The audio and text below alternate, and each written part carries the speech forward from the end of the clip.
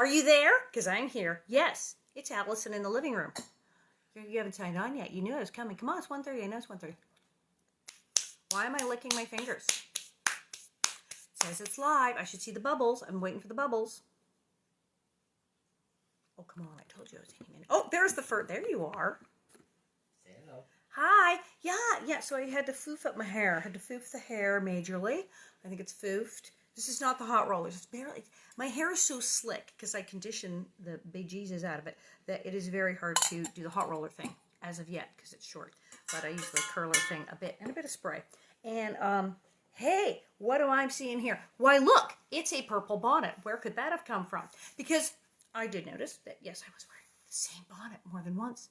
Bonnets in stock. You probably bought them all. Probably bought them all already. I put up 20 last night. You probably bought them all. Have you bought them all yet? Get bonnets are in stock. Why am I licking my fingers? What am I doing that's making such a mess? I have a cup of tea. Yes, it's in a tin cup. This is tea. Like Pa Ingalls, it's constantly drinking. He's always drinking tea. He doesn't like on the show. Coffee. But, I'm sure that's right. Wait, there I am. Coffee on the show. But in the books, totally. Hey, Rick Sloan. Hi. Totally, tea on in the books. Oh, that's good. Okay, so I have that in. What else do I have? I have goldfish. I bought more goldfish. This, by the way, French people. Hey, bonjour. Hey, French people. Qui est? Qui est là? Who is on my cereal bowl? Qui est là? We said Johnny. It's Johnny. I have Johnny. It's Johnny. Johnny Holiday. For those of you going, what? It's like the French Elvis, man. It's amazing. Johnny Holiday on my cereal bowl. But yes, everything is purple today. We're having a purple day. I don't know why. Okay, so awesome. What day is it? Besides the fact that it's Saturday. It's various national days. It is Saturday. It is National Lucky Penny Day. And you know, Bob, my husband Bob came and went, I brought here, look. So I have a couple pennies. So it's there. It's National Lucky Penny Day. So there, I have my lucky pennies. Apparently it's also, it's taffy day. I should go get some taffy. I like taffy. Have you seen this thing on Facebook? It's bingo. They have Laura Ingalls Wilder bingo. And people have been putting this up, and it's kind of hysterical. Visited Laura's birthplace is a square. I don't know if I got to the birth. Oh, make a corncob doll. Visited the surveyor's house. Yep. Visited Walnut Grove. Did it. Colored a Laura coloring page. Visited Rocky Ridge. Made homemade butter. Ooh, I think I have 5 across. Do I get an extra square for portrayed her arch nemesis Nellie Owens on the frickin' TV show? I think I do. I think I get an extra square. But there you are. I would totally win that. Although I haven't been to her birthplace. I've been to Wisconsin. I just haven't been to like the site in Pepin. I have not done that, so I need to.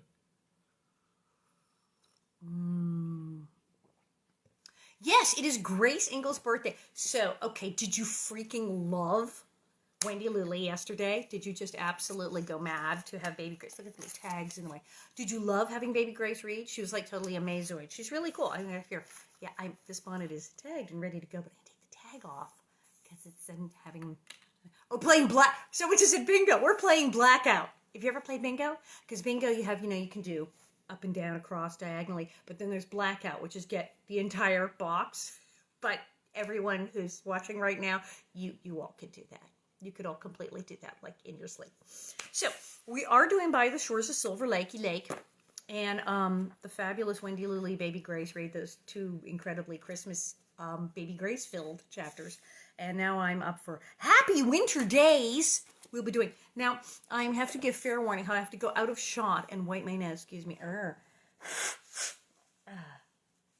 Much better now. So tomorrow is Sunday, and tomorrow is the launch of that whole crazy Living on a Prairie thing that Pamela Bob did, that me and Charlotte Stewart are in, and that's happening at like 1.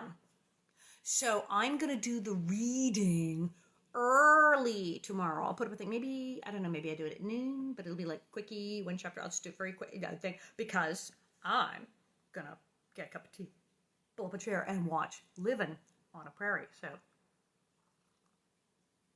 So what is it? Oh, Rachel's impressed that I said Owens. Yes, Nellie Owens Curry. She's buried in Tillamook, Oregon. Forest Grove, actually. They lived in Tillamook. So happy winter days because they're not starving to death because they have food and heat, unlike several winters in this book where they did not and they almost froze to death and starved. So it's very happy. And they just had Christmas with baby Grace. Baby Grace got her little blue swans down coat thing. It was amazing. It was amazing. Okay. Happy winter days. Christmassy feeling lasted day after day. Oh, good. I'm not the only one who said, see, Laura Ingalls Wilder used the word Christmassy. There's Christmas and there's Christmassy because sometimes you just have, well, like these lights behind me. Sometimes it's just Christmassy. It can be Christmassy in the summer. Christmassy feeling lasted day after day. Every morning, Mrs. Bose did her breakfast work quickly and came to spend her time with the other girls, as she said. She had breakfast work. Love that. She was always merry and full of fun and always so pretty with her soft dark hair and laughing blue eyes and the bright color in her cheeks. Oh, that's good because, some of these neighbors have been just like horrible people. So the Boses are cool. We like them. That first week, the sun shone brightly. There was no wind, and in 6 days, the snow was all gone. The prairie showed bare and brown, and the air seemed warm as milk. Mrs. Bose had cooked the New Year's dinner. Oh, they just had like an amazing Christmas dinner with the rabbit, and that's New Year's dinner. They have New Year's dinner. You can all crowd into my little place for once, she said. She let Laura help her move things. They put the table on the bed and opened the door wide against the wall. Then they set the table in the exact middle of the house. One corner of it almost touched the stove, and the other end was almost against the bed. But there was room for them all to come in, single file, and sit around it. Mrs. Bose sat by the stove and served the food from its hot top. It's like a party in a New York apartment. You've all done that, right? Where it's just like, no, we're just like, put the table here. It's just like, we've done it. First, there was oyster soup. Okay, oyster soup. In all her life, Laura had never tasted anything as good as that savory, fragrant, sea-tasting hot milk with golden dots of melted cream and black specks of pepper on its top and little dark canned oysters at its bottom. She sipped slowly from her spoon to keep that taste going over her tongue as long as she could. Did they have the crackers? Because remember, Pa almost died bringing back them crackers that time. Oh, yeah, and with this soup, there were the little round oyster crackers. The little oyster crackers were like doll crackers, and they tasted better because they were so light and small. When the last drop of soup was gone and the last crackers divided and crunched, there were hot biscuits with honey and dried raspberry sauce. Yum. And then a big dishpan full of tender, salty popcorn. I love popcorn. Do you love popcorn? I love popcorn. That had been keeping hot on the back of the stove. Ooh, hot popcorn. That's the way to do it. Oyster soup. Yeah, but it's like lobster bisque. Now, oyster crackers, they're amazing. If you go to Chili John's in LA, where they have nothing but chili in Burbank, it's incredible. Get a chicken chili, vegan chili, beef chili, super hot, not hot, and they have oyster crackers. Little tiny oyster crackers and shredded cheese and stuff. I like oyster crackers. Okay, so I'm crazy. So they had popcorn, yes. That was the New Year's dinner. It was light, but filling. There was something fashionable about it because it was so odd and new, so different, and so daintily served on Mrs. Bose's pretty dishes and brand new tablecloth. Well, yeah, Laura's been doing this thing. They're so poor, and the big wooden table and lots of salt pork. And here's like oyster soup on the good china. Fancy. Afterward, they sat talking in the little house with the soft air coming in, and beyond the open door, the brown prairie stretching far away and the soft blue sky curving down to meet it. I've never tasted finer honey, Mrs. Bose, said Pa. I'm glad you brought it out from Iowa. The oysters, too, said Ma. I don't know when I've had such a treat as this dinner. Well, there was that time that Pa brought home the oysters, but he did eat all the crackers, so it's not the same. It's a good beginning for 1880, Pa declared. Oh, well, a year. They have so not been telling us, like, when anything is. And we finally now know it's New Year's 1880, because, yikes. Which means our timeline in the show And all of our ages in the books are like way off, because in 1879 we were being like 1979, and I was already 17, so Laura would have been 15, 16. No, so yeah, they're just all over the place. But it's now we finally know it's 1880. Finally, yeesh. Pa declared the 70s haven't been so bad, but it looks like the 80s will be better. If this is a sample of a Dakota winter, we're all lucky we came west. There was a recession in the 70s, in the 1870s. They were having hard times. I mean, the Ingalls were having it worse with the locusts, but it was a bit of a recession. And it was funny because there was a recession in the 1970s, which is why our show was such a big hit. I'm telling you, because they made jokes about it. There you go. This is certainly a fine country, Mrs. Bose agreed. I'm glad I've got my claim filed on 160 acres of it, and I wish you had, Ingalls. Oh, I'll have it before I'm a week older, said Pa. Yuck, yuck, yuck, yuck, yuck. I've been waiting for the land office to open at Brookins to save me more than a week's travel to Yankton and back. They said the Brookins office would open the first of the year, and by Jove, with weather like this, I'm starting tomorrow, if Caroline says so. And then we said, oh, the 1889-1980 flu pandemic killed 1 million people. So things are going, so in about 9 years, they're going to be locked in their houses. It'll be like this. It'll be, yeah, hello. Pandemic. Lovely. I do, Charles, Ma said quietly. Her eyes, her whole face were shining with gladness, because now, so soon, Pa would surely have that homestead. It's been up for a year. He was supposed to go get it, just saying. That settles it, said Pa. Now that I figure there's any danger of being too late. Not that I figure there's any danger of being too late, but it might as well be done and over with. He is the worst procrastinator in all the 1800s. The sooner the better, Ingalls, Mrs. Bose said. I tell you, you've got no notion what the rush is going to be this spring. See, Mrs. Bose is smart.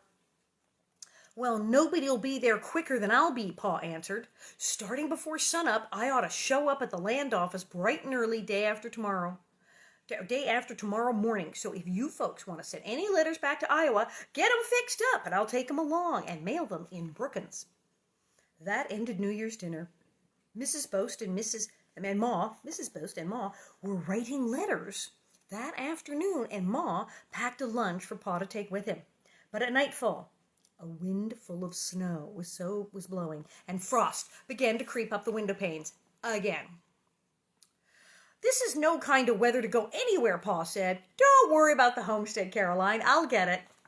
Yeah, see, they can't order online. They can't go to, like, the website for the homestead office and put in their claim that way. They can't do it by that. They can't pick up the phone. He has to go to the homestead office. And he has been putting it off this entire time. You get spring, summer, fall. Nip, nip, nip, nip. So here we are again. And he's still not doing it. And he's found another reason to not go. Don't worry about the homestead, Caroline. I'll get it. Yes, Charles, I know you will, Ma replied. With one of those looks, no doubt, like. Uh-huh. In the stormy weather, Pa tended his trap lines and stretched skins to dry. Mr. Bose hauled brushwood from Lake Henry and chopped it up to burn, for he had no coal. And every day, Mrs. Bose came. Often, when the sun was shining, she and Laura and Carrie, well wrapped up, played in the deep snow together. They wrestled and ran and threw snowballs, and one day they made a snowman. And hand in hand in the sharp, bright cold, the three of them ran and slid on the ice of Silver Lake. Laura had never laughed so much. And Mrs. Bose was fun. Late one afternoon, when they'd been sliding and were coming home warm and breathless, Mrs. Bose said, Laura, come over to my house a minute. Laura went with her, and Mrs. Bose showed her a tall stack of newspapers.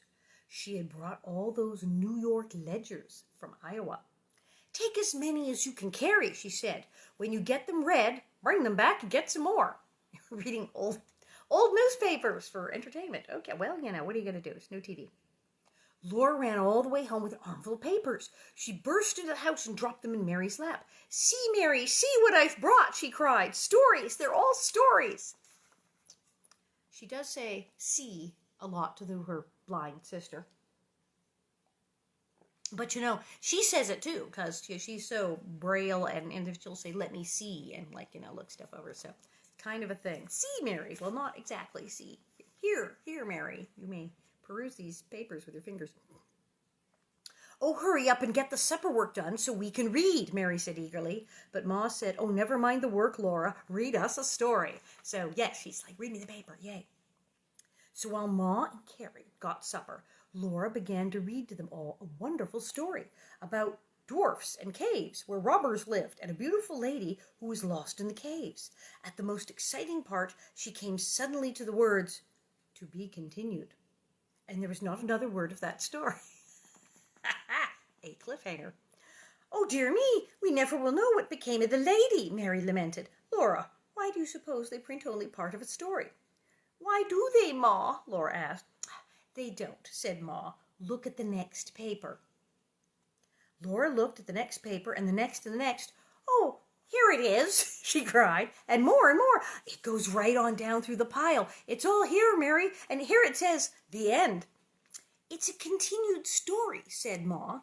Laura and Mary had never before heard of a continued story, but Ma had. "Well," Mary said contentedly, "now we can save the next part for tomorrow. Every day we can read one part, and that will make the stories last longer." "That's my wise girl," said Ma. So Laura did not say that she would rather read as fast as she could. She laid the papers carefully away. Every day she read one more part of the story, and then they wondered until next day what would happen next to the beautiful lady, which is what Laura eventually learned to do with her books, where she how many cliffhangers, how many times have we gotten to the end of a story and they're like about to die of freezing to death of starving or malaria, and then it's like the end, and you have to wait till tomorrow until I read it to you. So Laura learned the cliffhanger well. She did. So on stormy days, Mrs. Bose brought her sewing and knitting, and those were cozy days of reading and talking. One day, Mrs. Bose told them about whatnots. Wait, what? Whatnots? She said that everyone in Iowa is making whatnots. Everyone in Iowa is making whatnots. I have no idea. And she would show them how. We all must learn to make whatnots. So she told Pa how to make the shells, 3-cornered to fit in a corner. He made 5 shells of graduated sizes, the largest at the bottom, the smallest at the top, all fastened solidly with narrow strips of board between them.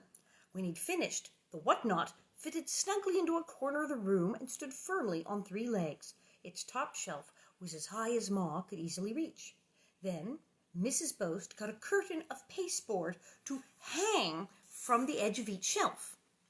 She scalloped the bottom of the pasteboard, a large scallop in the middle and a smaller scallop at each side. The pieces of pasteboard and the scallops were graduated like the shells, from large at the bottom to small at the top. A little cupboard of sorts. Now, Mrs. Bose showed them how to cut and fold small squares of heavy wrapping paper. They folded each square corner-wise and then across and pressed it smooth. When dozens of these squares were folded, Mrs. Bose showed Laura how to sew them in rows on the pasteboard close together with points down. Each row overlapped the row below it, and each point must lie between 2 points of the row below it, and the rows must follow the scallop's curves. Oh, this is far too complicated. I mean, I can sew on a button, but no. So she's like little theater curtains she's making here. While they worked in the snug, cozy house, they told stories and sang and talked. Ma and Mrs. Bose talked mostly about the homesteads. Mrs. Bose had seeds enough for 2 gardens. She said she would divide with Ma, so Ma need not worry about seeds.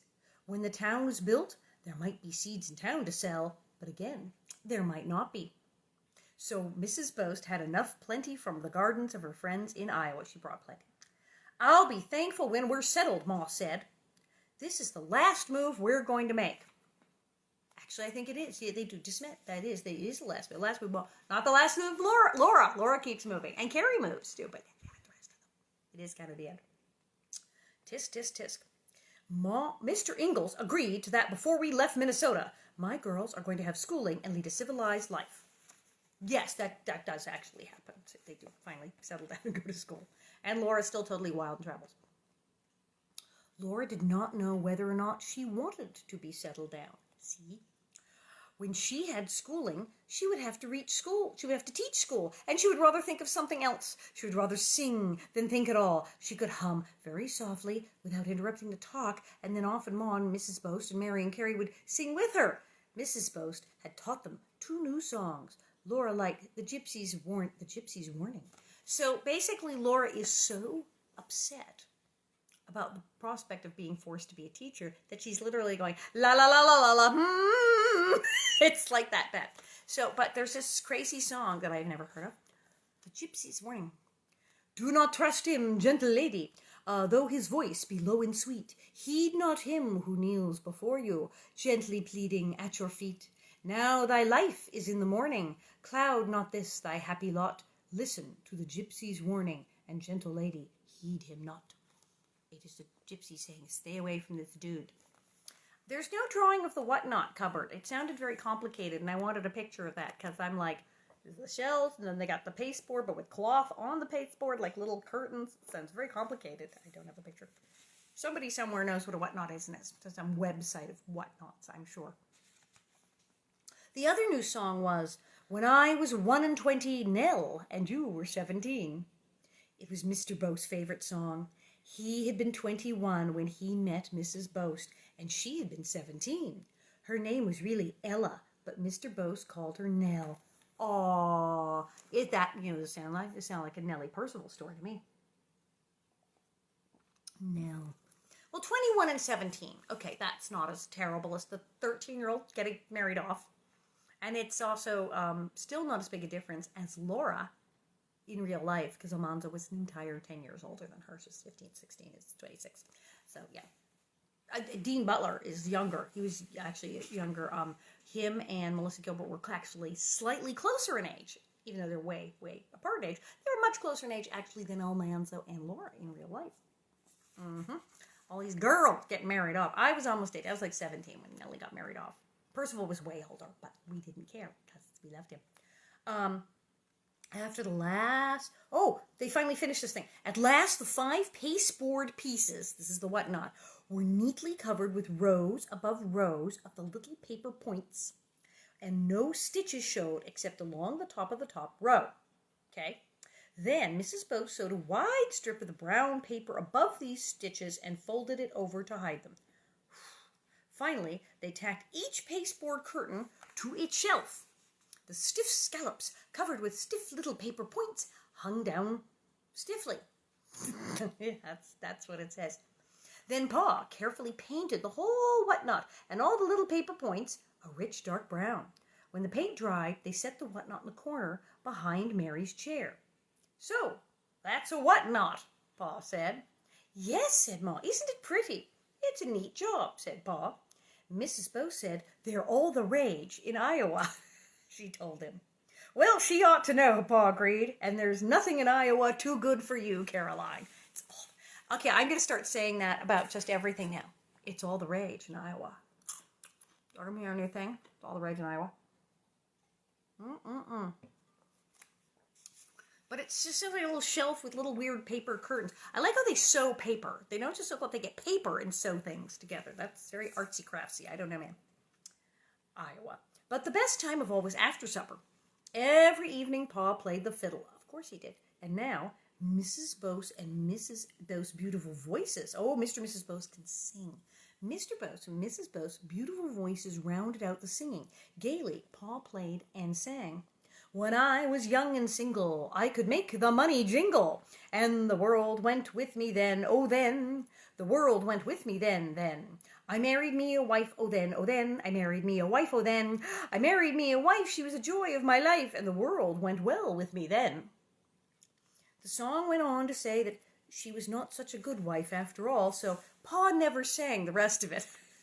Gonna make Caroline mad. His eyes twinkled at Ma, while the music laughed and whirled, and then he would sing, oh wait, I know this one.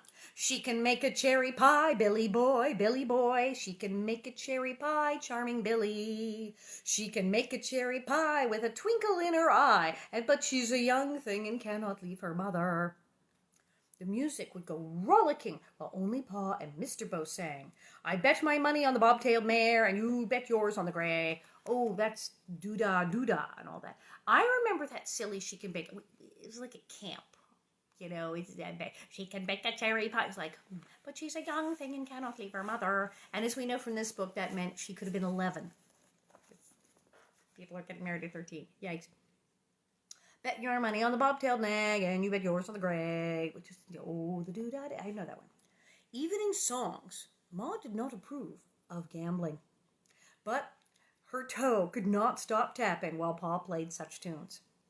Then every evening they all sang one round. Mr. Bose's tenor would begin, 3 blind mice, and go on while Mrs. Bose also began, 3 blind mice, and then on she went, and Pa's bass would join, oh, Pa was, okay, 3 blind mice, and then Laura's soprano and Ma's contralto. I had no idea that they'd, like, worked out the parts like that. They did Ma's a contralto, who knew? And Mary and Carrie. When Mr. Bose reached the end of the song, he began it again without stopping, and they all followed, each behind the other, going round and round and round with words and music. That's like the row, row, row your boat, row, row, row your boat, and everybody gently down the street. And yeah, it's silly, but it's like something to do when you're camping or in the winter in South Dakota. 3 blind mice, 3 blind mice. They all ran after the farmer's wife. She cut off their tails with a carving knife. Did you ever see such a sight in your life as 3 blind mice, which we all know as the theme to the Three Stooges. They kept on singing until someone laughed and the song ended ragged and breathless and laughing. And Pa would play some of the old songs to go to sleep on, he said. Oh, it's a Nellie song. Nellie was a lady, last night she died. Oh, toll the bell for lovely Nell, my old Virginia bride. Shall they play that at my funeral? I think we shall do. Yes. Oh, do you remember Sweet Alice? Ben Bolt. Oh, yeah, this is Sweet Alice with eyes so brown, who wept with delight when you gave her a smile, and trembled with fear at your frown. Oh, I know this one. Do we know this one? Gone with the Wind. Did you ever see the movie Gone with the Wind? And it gets the really weird part with, Rhett Butler and Scarlett O'Hara. And after he drags her up the stairs, yikes. And the next morning, she's like brushing her hair and sitting up in bed and going, loo-doo-doo-doo, and she trembled with fear at his frown. Sweet Alice, that's what she's singing. She's singing Sweet Alice. He's singing a lot of songs that are almost borderline like drinking songs. They're happy, they're flirty songs. They're almost risque, almost dirty for their era, because they're singing about people courting and lots of guys singing about gals they went out with who weren't necessarily girls they were marrying, and gypsies and sailors and girls in every port kind of stuff. And then gambling. And so these are songs that Ma really doesn't normally allow. She prefers the hymns and the good songs. These are naughty songs that well-brought-up young women are not supposed to sing, but Pa taught them all to Laura, didn't he? So there you go. Oh my. So Sweet Alice, and then oft in the stilly night, ere slumber's claim bound me, sweet memory brings the light of other days round me. Oh, that sounds like a nice one. I'll look that one up. Laura had never been so happy, and for some reason, she was happiest of all when they were singing. It's funny, she became an author. She could have become a musician or a singer or something. Ye banks and braes of bonny Dune, how can ye bloom, say, fresh and fair? How can ye chaunt ye little birds, and I say, weary, full of care? Scottish. Okay, there was a lot of talk earlier, were the Ingalls Scottish? Was he from Scottish? Apparently, because that's all that, a bonny Dune. And you see, I know that bonny Dune, now you notice I had like no trouble with, the bonny Dune, because my mom, Casper, my mom, Norma Kathleen Macmillan, was the daughter of Lachlan Macmillan. So, yes, I am way Scottish, and she knew all that. A wee Dockin Doris stuff. My mother actually once learned, and it was just for like a commercial or something, to play the bagpipes. Ancestors were Scottish, and she thought, Macmillan, it'll be great. She learned to play the bagpipes and posed for pictures with them. It was hysterical. Alrighty, well that's Christmas and New Year's. That's your winter days, and now it's on the Pilgrim Way, which is chapter 23. which is that one a longie? Nah, it's good, because tomorrow will be Spring Rush, and then I think that's all you're getting is the one, because Living on a Prairie starts, and we have time to watch that. I gotta be ready.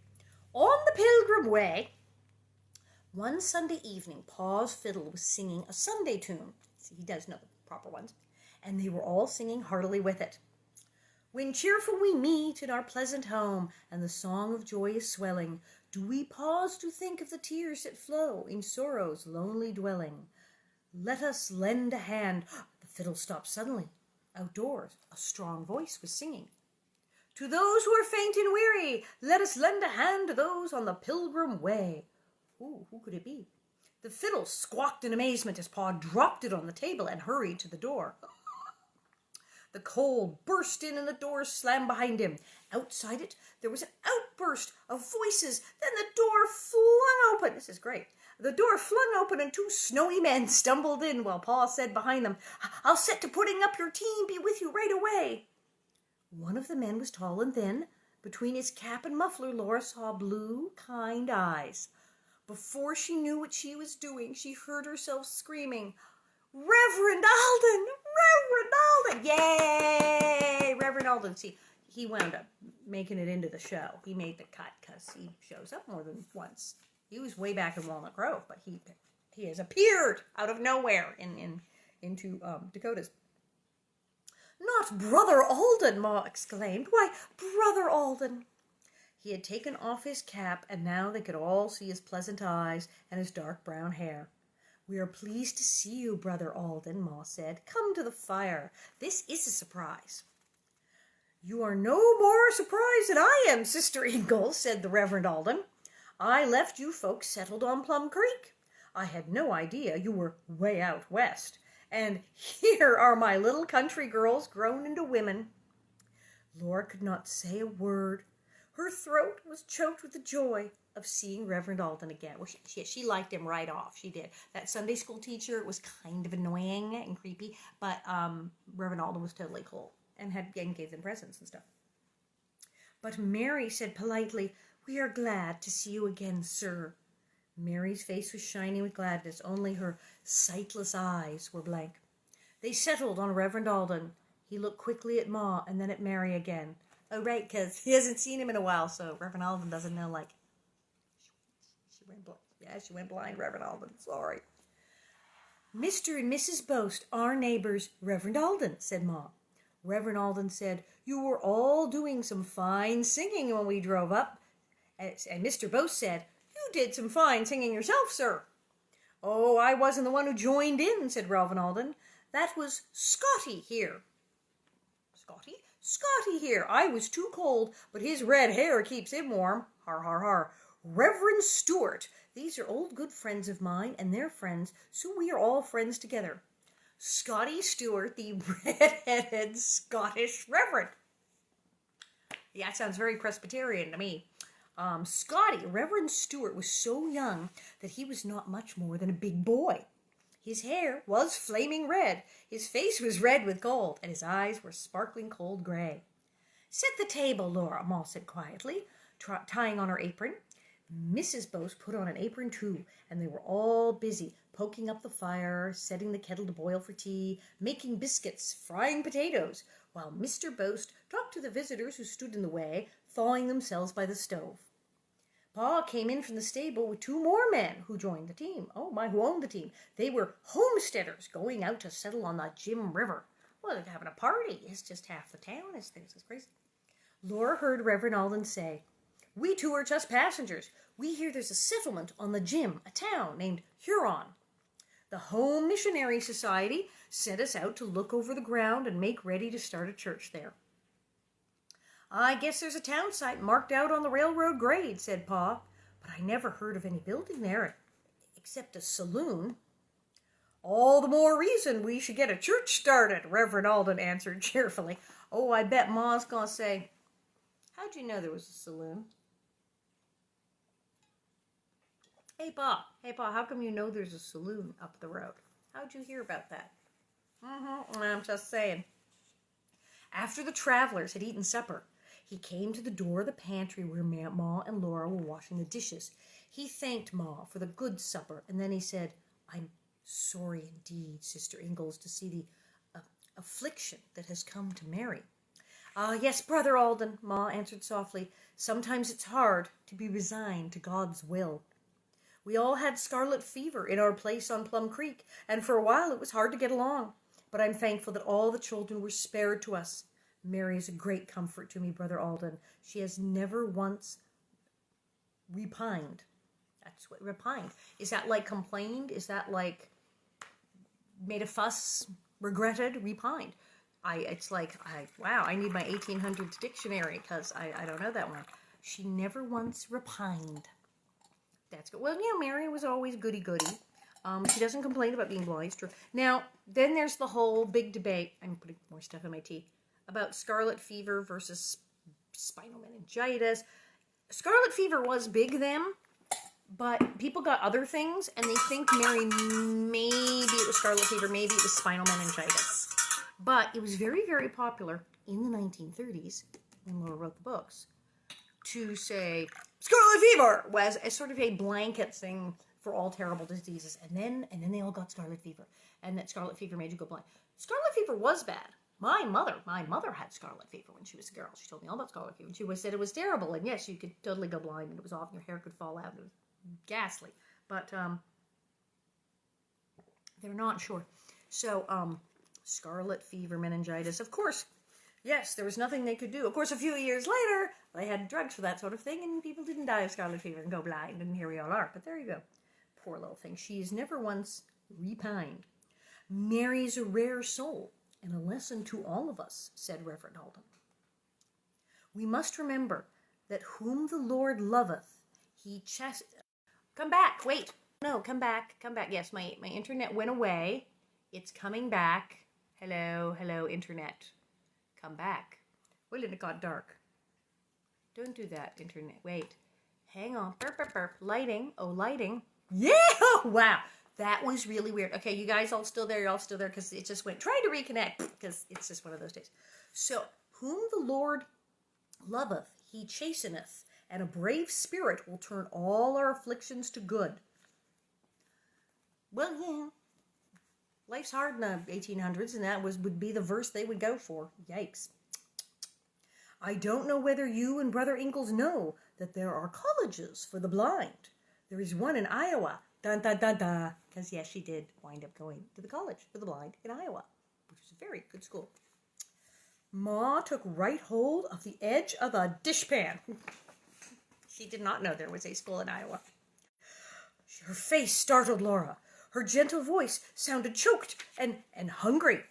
She asked, "How much does it cost?" I don't know, Sister Ingalls, Reverend Alden answered. I will make inquiries for you if you like. Ma swallowed and went on washing dishes. She said, We can't afford it, but perhaps later, if it doesn't cost too much, we might somehow manage. Sometime. I always wanted Mary to have an education. Laura's heart beat hard and thick. She could feel its beating in her throat, and wild thoughts fluttered so fast in her mind that she did not know what any of them were. We must trust in the Lord to do all things for our best good, said Reverend Alden. Shall we have a short prayer meeting, all of us together, when you finish the dishes? Yes, Brother Alden, I should like that, said Ma. I am sure we all would. Okay, she did not know there was college for the blind. And it's really good.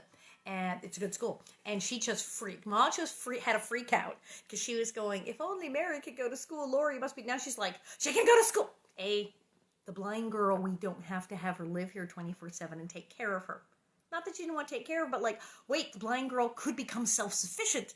There actually is a place for blind people to go and learn to take care of themselves and become completely self-sufficient and learn all of the literature and math and stuff she was going to learn. And so she's like, woohoo, but they know, Laura's going to have to make that money because Pa's not going to. She knows Pa's not going to make that money. It's not going to happen. Laura's going to need to go make that money. Just saying. When the dishes were done and their hands washed, Ma and Laura took off their aprons and smoothed their hair. Reverend Alden and Mary were talking together earnestly, while Mrs. Bose held Grace, and Mr. Bose and the two homesteaders were talking to Reverend Stewart and Pa about wheat and oats he intended to raise as soon as he could get his sod broken. Yeah, Pa, that wheat story. When Ma came in, Reverend Alden stood up and said they would all have the refreshments of prayer together before saying good night. It's the refreshment of prayer. They all knelt down by their chairs, and Reverend Alden asked God, who knew their hearts and their secret thoughts, to look down on them there and to forgive their sins and to help them do right. A quietness was in the room when he spoke. Laura felt as if she were hot, dry, dusty grass, parching in drought, and the quietness was a cool, gentle rain falling on her. Oh, it truly was a refreshment. Everything was simple now that she felt so cool and strong, and she would be glad to work hard and go without anything she wanted herself, so that Mary could go to college. Then Mr. and Mrs. Bose thanked Brother Alden and went home, and Laura and Carrie brought Carrie's bed downstairs. Ma made it down on the floor by the stove. "We've only the one bed," Ma apologized, "and I'm afraid there are not covers enough for it." "Don't worry, Sister Ingalls," said Reverend Alden. "We'll use our overcoats." "We'll be very comfortable, I'm sure," said Reverend Stewart, "and glad we're to have found you folks here. We thought we had to go all the way to Huron until we saw your light and heard you singing." Upstairs, Laura helped Carrie unbutton in the dark. She tucked the hot flatiron close against Mary's feet in the bed. As they all snuggled tight together to get warm under the icy cold covers, they heard Pa and the travelers still talking and laughing around the fire. "Laura," Mary whispered, "Reverend Alden told me there are colleges for blind people." "What, for blind people?" Carrie whispered. "Colleges," whispered Laura, "where they get college educations." "How can they?" Carrie asked. "I thought you had to read to study." Carrie's being dumb again. It's like, "Carrie, get a stab out of it, Carrie." "I don't know," Mary said. "Anyway, I couldn't go. It must cost something. I don't suppose there's any chance I could." "Ma knows," Laura whispered. "Reverend Alden told her too. Maybe you can, Mary. I do hope you can." She took a deep breath and promised, "I will study hard so I can teach school and help." In the morning, the travelers' voices and a clatter of dishes woke her, and she sprang out of bed to dress and hurried downstairs to help Ma. Outdoors was crisp and cold. Sunshine gilded the frosty windows, and in the house everyone was hearty and cheerful. How the travelers did enjoy that breakfast! They praised everything they ate.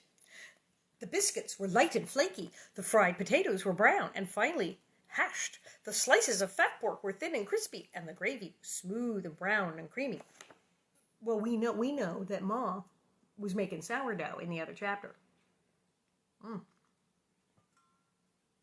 So we know that when Ma makes breakfast and it's all that, and salt pork it's sort of like our bacon rashers that we have now. We know that she makes the best breakfast in town. There was hot brown sugar syrup and plenty of fragrant steaming tea. I'm having fragrant steaming tea now. "This meat is delicious," Reverend Stewart said. "I know it is just fat salt pork, but I never tasted any like it. Would you tell me how you cook it, Sister Ingalls?" Oh boy, another recipe. Ma was surprised, and Reverend Alden explained, "Scotty's going to stay way out here in this missionary field.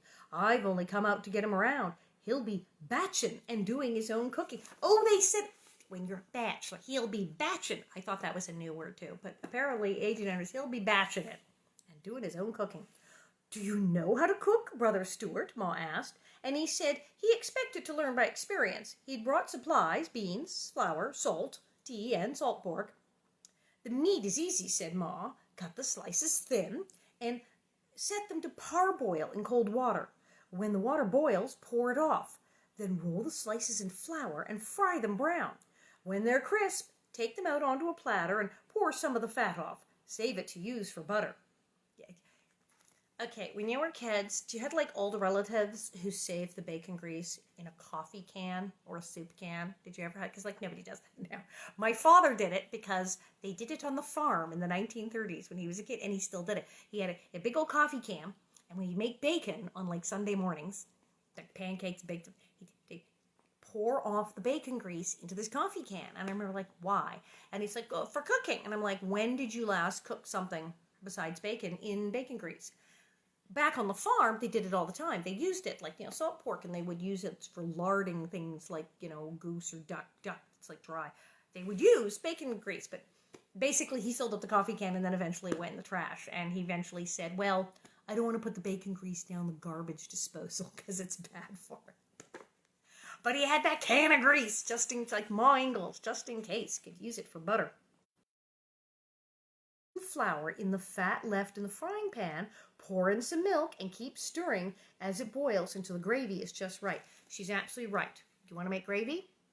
You take your pan drippings from whatever. You roast a chicken, roast a turkey, roast a roast, beef, whatever. Whatever you got in the pan, you take it out of the pan, put it on a platter, and take whatever's in the pan, take off some of the fat, but leave some fat, not just drippings. That's why people say, oh, I got all the fat out of my gravy.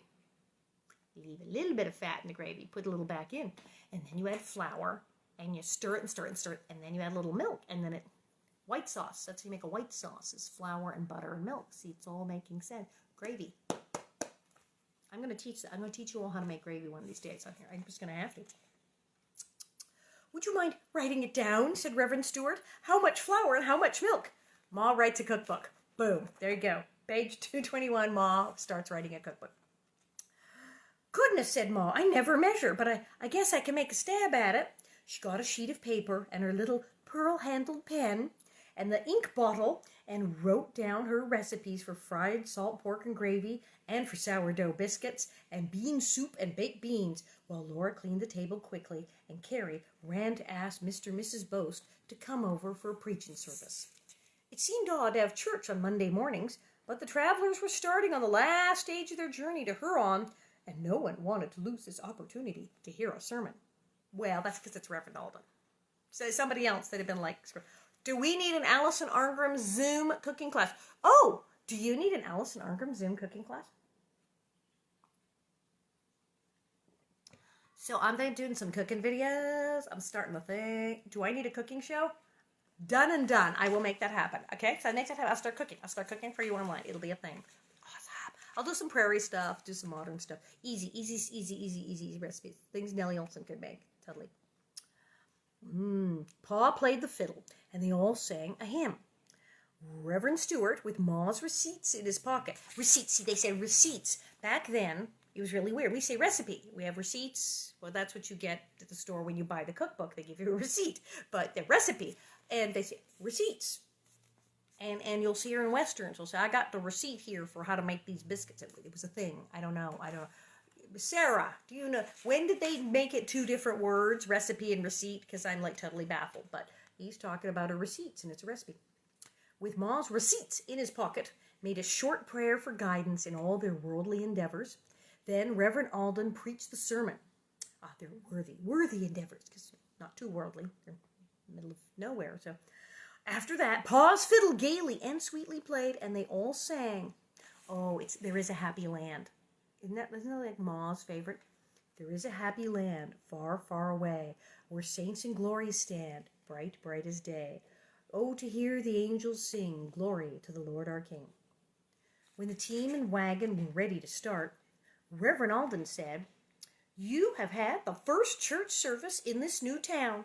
In the spring, I will be back to organize a church. And he said to Mary and Laura and Carrie, we will have a Sunday school, too. You could all help with a Christmas tree next Christmas. Oh, I hope they don't get that awful teacher from last time. He climbed into the wagon and went away, leaving them with that to think about and look forward to.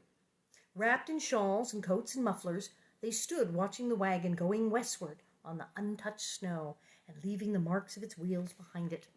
The cold sun shone brightly, and the white world glittered millions of tiny sharp points of light. Well, Mrs. Bose said, through a fold of shawl drawn across her mouth, it's nice to have had the first church service here. What is the name of the town that's going to be here? Carrie asked. Oh, dun dun dun dun. Plot point. Big plot point coming. Ta-da. Ominous music. It doesn't have a name yet, does it, Pa? Said Laura. Yes, Pa answered. It's... What is it? De Smet. Yes, De Smet, South Dakota, where I've been, Dee Butler's been, a bunch of you have been. De Smet, where there is a whole, the Ingalls are buried there. Well, I mean, except for Lauren Almanza. They're buried there. There's the house, there's the store here, there's a whole town. It's awesome.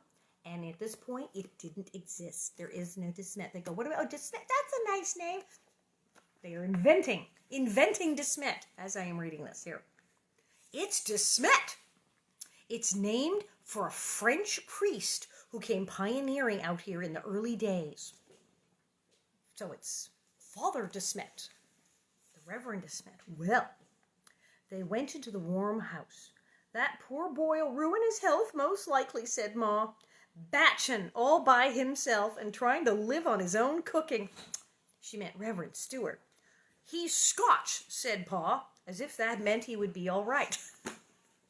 Now, technically, that's insulting. He said Scotch. It's Scottish. We say we are Scotch. You don't say, she's Scotch. She says Scottish. My mother was not Scotch. She was Scottish. And you know what? She couldn't cook. But my dad could. And my grandmother could, who was also not Scottish. But Scots, he is right. That's why he's Scotch. Scottish people are hard survivors. Scottish people will not starve, even though Scottish people may not be able to cook all the time, like my mother. Because Scottish people will eat anything. Have you read about Scottish? Haggis. Haggis! Yes, go look up haggis. And they eat things with thistles. Scottish people will eat anything, although they make really good cookies. And that's the thing, Scottish people are survivors, and they're very tough and very stoic. I mean, Scotland, do you know how cold it is in Scotland? Beautiful place, Scotland, but it is cold. It is rough in the winter. It is a hard country. And and that's why Scottish, a lot of pioneers were Scottish, because they survived.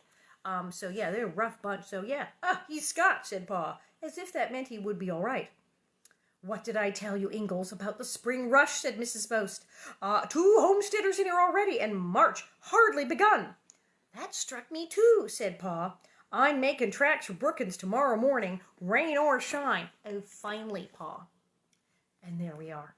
And so tomorrow, where Pa might get his lazy, procrastinating Fanny down to the office and get that homestead that he's been putting off for a year. But yeah, Scottish people, like my ma, very hard, tough survivor types. And she impressed that upon me. We Scottish people. Well, you know, and I'm the other half of me's Irish, so arr. But yeah, Scottish people, that's true. Although Ma's given him her recipes. So if he follows the instructions and makes her bean soup and her biscuits, he's not going to starve. He'll do fine. But it is true. You could take a Scottish person, most of us, and leave us in the middle of nowhere in a blizzard with, you know, some thistles and a sheep's stomach, and we'd make a go of it. So, you know, Pa knows. And then us Irish folks, we're pretty rough and tough too. So yes, I come from good stock, as they say. Ça was a French Canadian. Mais non, pas de Canadien français. Non. Oui, je parle français, mais pas québécois. J'adore les Québécois. And I love Montreal and I like Québécois, but I am not Québécois. My parents were from Canada, but they were from Western Canada, Central Canada, from Vancouver. My mother went to Naboo in Vancouver. And my father was on the prairie in Saskatchewan, in a place called Mozart, which you probably can't even find on a map. But yes, they were from Canada, but they were this end of Canada, away. Said no Frenchy stuff there, no siree. But les Québécois, who talk like this, everybody talk like Celine Dion. We love them.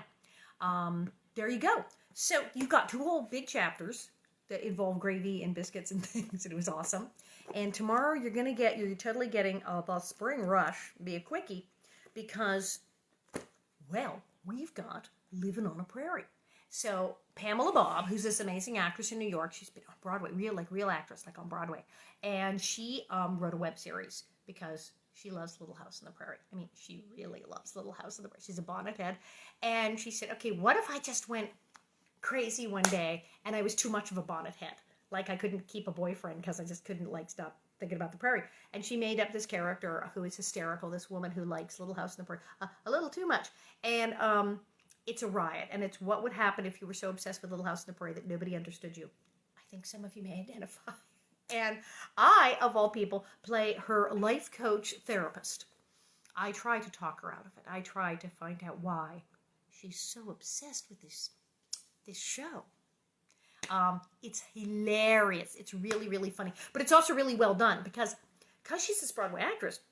She had a lot of friends in New York, a bunch of really good actors, and she had friends who were production people. She knew people with production companies who were cameramen, et cetera, et cetera. So when she made this, she got real, like, serious professional people to do it who knew what they were doing, and she's really smart, and they were really smart. So it's real. You know, sometimes people say, I made a web series, and it's like, no, this is one of those good ones. This is a good one. And I'm in it, and Charlotte Stewart's in it, and it's, like, good. It's like a real show. It's a real show.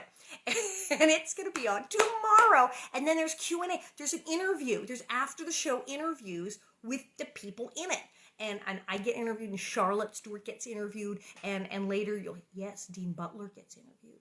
And Karen Grassley. And like all these people from the show. It's amazing. It's going to be amazing. Someone said, you have quite a few. Yes, if I became a therapist for people who are obsessed with Little House on the Prairie, I would never go out of business. I would have patients every day. It's going to be on YouTube. I love if it was on Netflix. But it starts tomorrow, and I'll post the thing. We'll post the thing. Yes, you can see it for free. Livin', Livin' apostrophe, Livin' on a Prairie. Go on Facebook if you search Livin' on a Prairie TV. They got a Facebook page. It's everything. I'll put it like all over my page. I'll put it like blah, blah, blah, blah, blah, over and over again on my page. It's everywhere on Facebook. There, look, see there, livinonaprairie.com. Somebody just put it up. Livin' on a Prairie, yes, it's in Australia. It's everywhere. Facebook. There she is. That was her there. Mela Bob. That's her. She just went by there. So people are posting the link. Get it. It's going to be so much fun. So I think noon tomorrow? Noon. And we'll do a quickie. We'll read one, and then we'll all get ready and get like some cocoa and whatnot and watch Living on a Prairie. It's so funny. God, it's funny. I just have one thing to say. One word. Sandstorm. Just keep that in mind. And wash your hands and take good care of each other. And see you tomorrow.